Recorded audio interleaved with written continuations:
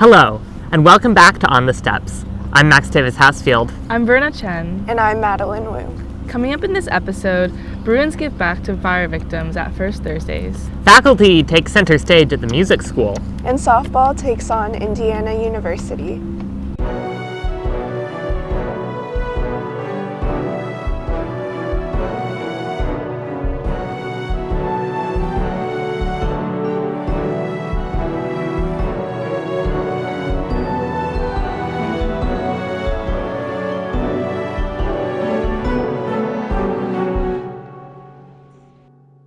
If you're familiar with UCLA First Thursdays, you probably know that it's usually held outdoors in Westwood. Yeah, but if you've been on campus recently, you probably also know that there's been a lot of rain. Yeah, luckily the event got moved to Carnesale Commons and still got a lot of visitors. Daily Bruin reporter Mia Fernandez has the story. Hi everyone, my name is Mia Fernandez, and today we're at UCLA First Thursdays Bruins Love LA event where they're raising money for wildfire relief. We're going to go talk to some people about what they're doing and what this event means to them. Clubs and organizations associated with UCLA came together and engaged in various interactive activities, which included crocheting, letter writing, pin making, learning CPR and emergency skills, beading bracelets, and petting therapy dogs. There were also other opportunities like getting your portrait done, having a poem written for you, and posing for photographers. One organization, Henna with a Heart, was offering an opportunity to get henna done. This event is significant to me because the city of LA has gone through a lot in the past few weeks, and Bruins Love LA event is near and dear to us, and I love that all of the proceeds that we're making today, we're able to donate that to wildfire relief, and I'm really thankful for the opportunity we have to help our community. The UCLA Alumni Association also had a table.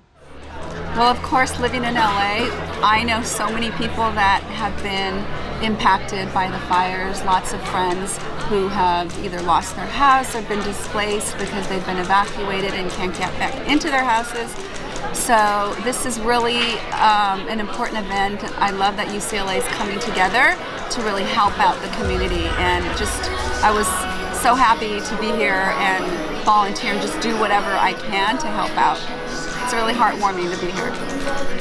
Yeah, I feel the same way. I don't personally know anyone who's affected by the fire, but having seen the footage and the videos of how people were suffering, and I could only imagine, or probably cannot even imagine, the ordeal that they're going through. And I somehow felt powerless to help them, but then this gives me the opportunity to feel like I'm able to do something, no matter how small it is, just do whatever I can. It makes me feel good that I'm helping someone. And we spoke to the program coordinator for the UCLA Volunteer Center at their table. So with kind of our wildfire relief efforts, I think there was like a huge just interest from not only the UCLA community, but like all throughout Los Angeles in terms of like how to get involved and provide hope to those who may have been affected by the fires.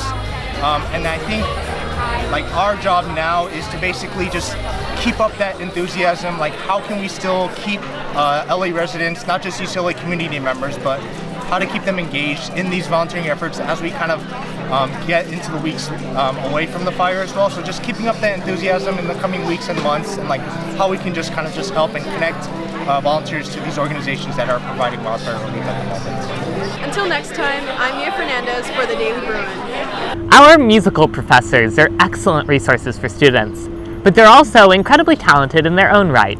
Yeah, and sometimes they even get a moment in the spotlight themselves. Daily Bruin reporter Nora Gallagher went to one of the faculty concerts and got an inside look.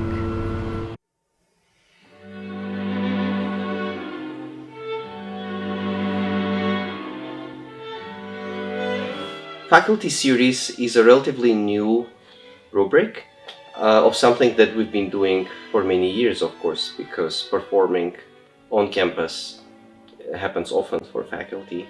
But this year our colleagues decided that we could maybe make it a little more formal of a series, and this, which is a wonderful development. We're also including some of our students. To me as a pedagogue, that is such a cool thing, because we not only teach, it's not one directional. kind of communication, but we also work with our students. So we're very excited about it.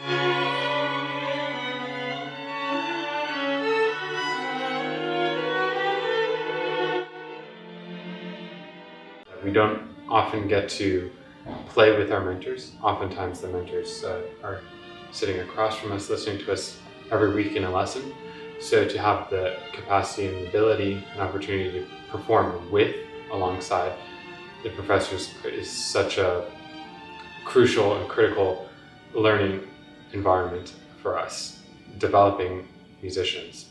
I think it is best often actually that you just learn by doing, and playing together with the inspiring faculty really is where I feel like I can learn the most. It's a very inspiring environment to see how they rehearse and they talk to each other as colleagues, and to be able to be first-hand witness to that is such a valuable learning experience.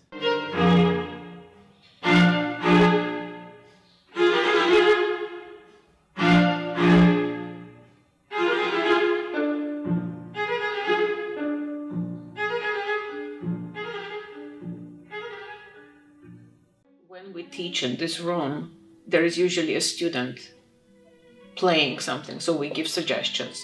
So it's more of a like we're suggesting things for the students to do to improve.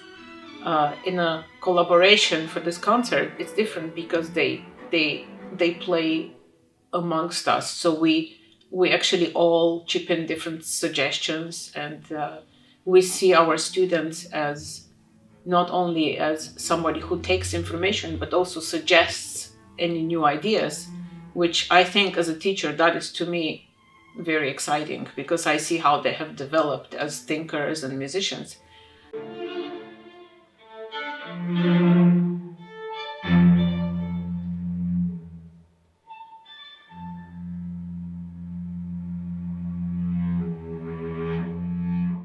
Well, it's our favorite time of the week. It is time for sports. Last Friday, UCLA Bruins softball took on the Indiana Jaguars in their season opening tournament. Daily Bruin reporter Karolina Barsakov was on the sidelines and has the story. I'm here at the spring season opening tournament, UCLA softball versus IU Indianapolis, and the game is just about to begin. On Friday, February 7th, UCLA softball opened the 2025 season with 2 games, both against IU Indianapolis at UCLA's Easton Stadium. The first game started with 3 quick outs. 8 out of 9 batters were struck out. During the 4th inning, Seneca Curro, one of UCLA's infielders, hit to center field, giving the Bruins a 2-0 start. Soon enough, the Bruins had an 8-0 shutout against the Jaguars.